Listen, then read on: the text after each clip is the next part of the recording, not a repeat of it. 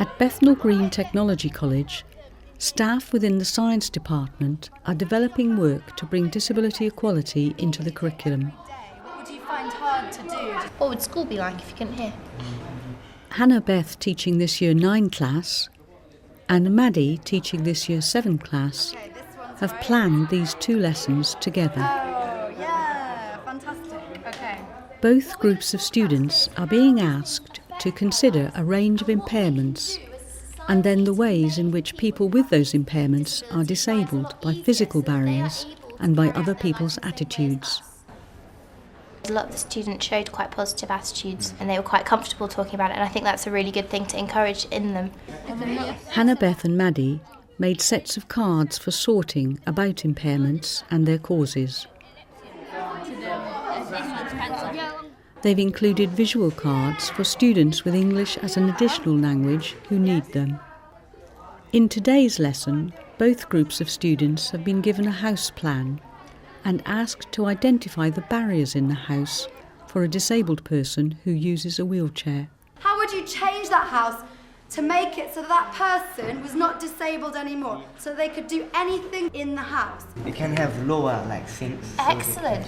Good. So having lower sinks and lower counters, good. Then that wall's in the way, so make it into a door. That's, you can put a lift on the side, and put a bed something there. How about this one? So you're gonna need one of those the seat lift thingies. That's inside. Excellent. So you started to think about how you can make it better. Okay. Yeah. All staff at Bethnal Green have taken part in a whole day's disability equality training.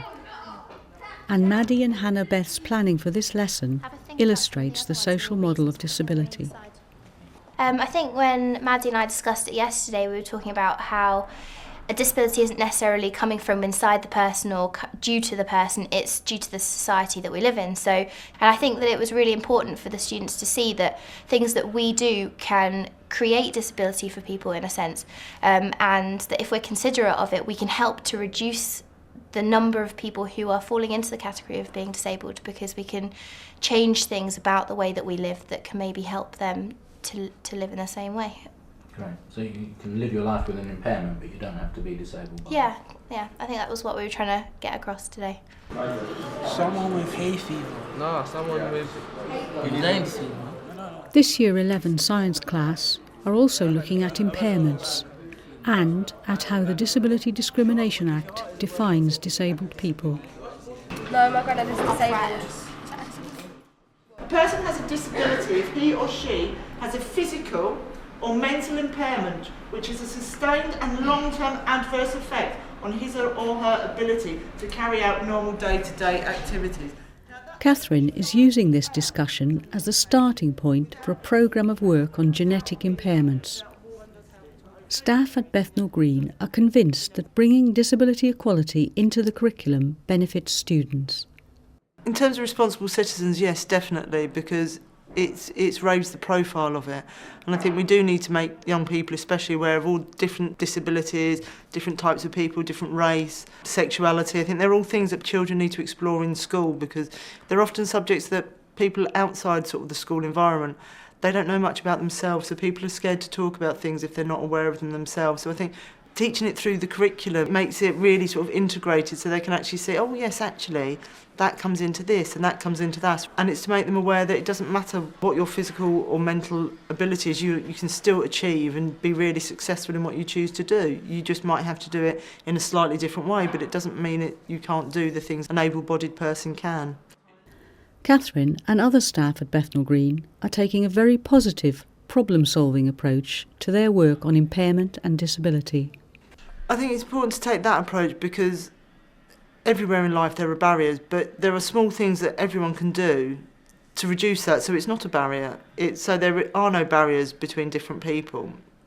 Everyone sort of is equal if we just look at different ways around it. It's just different ways of sort of looking at a problem and solving it in different ways, and it's important that children see that, so they think, well, actually they're not barriers. They just need to take certain measures, certain steps to mean that everything, the curriculum and everything else around us is accessible to everyone, which it should be.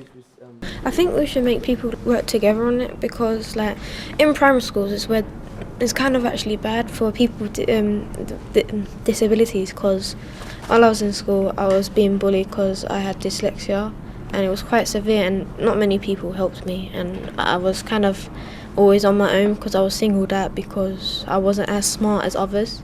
So I think like if children from a young age like understand it and understand the difficulties, they could like help that person that's having difficulties.